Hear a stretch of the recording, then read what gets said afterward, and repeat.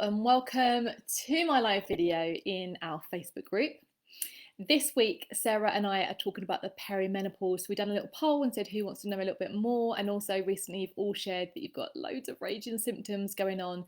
So we thought we'd give you a little bit of clarity this week by covering, what is the perimenopause, what the symptoms are, what causes them, how to overcome it. So we're just going to be making you a little bite-sized video each day. It's just going to be a few minutes long. So today I'm here with you. I am Hannah Carr. I'm a naturopathic nutritionist, and I'm covering what is the perimenopause, because I also done a little poll recently to say who actually knows about the perimenopause, and some of you said only because it's been on TV recently, or I didn't used to know, or I've only just heard about it recently. So let's give a little bit of definition around the actual term perimenopause. So the word peri means about or around, so it kind of means about or around the time of the menopause. So first of all, let's give clarity on what the menopause is. So the menopause is just one day, which is 12 months after your last period stops. So the end of your period, 12 months on, that is when you hit the menopause. So it's a little bit like when you start your periods, that is just one day. So the actual menopause is just one day as well. And the perimenopause is the time around that, although it's a much longer period of time. It can be up to around 10 years. For most women, they experience it for between about 6 and 7 years. It also could be really short, or you could have the menopause and not have any symptoms at all. But for most women, you're going to feel the symptoms for around 6 to 7 years. And basically, it's a transition period from having regular periods to actually hitting the menopause. It's that transition period in between. And the perimenopause actually can be enormously disruptive on a physical level, on an emotional level, but it doesn't have to be like that. So we're going to be covering that in the next few days. And really, it's just the time, it's a natural time for our body to start winding down, because we're no longer going to be reproducing once we actually hit the menopause itself.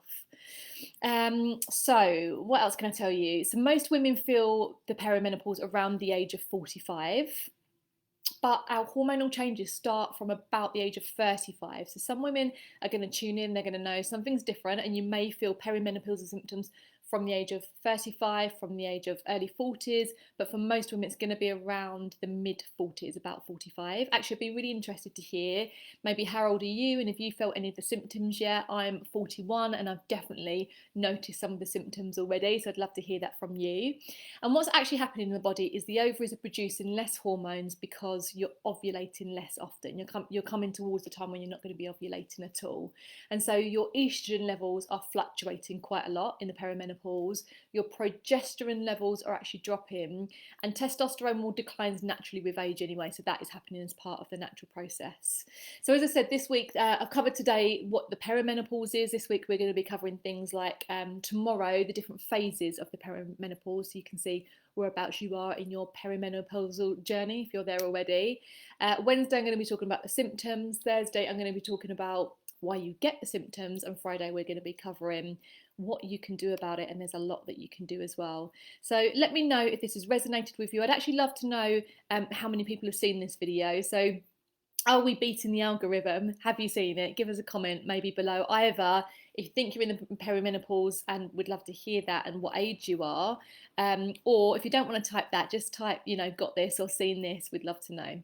All right, so I'll be back tomorrow, and then on Wednesday I'll be back with Sarah. Sarah and I are going live together, so I look forward to seeing you at some point tomorrow.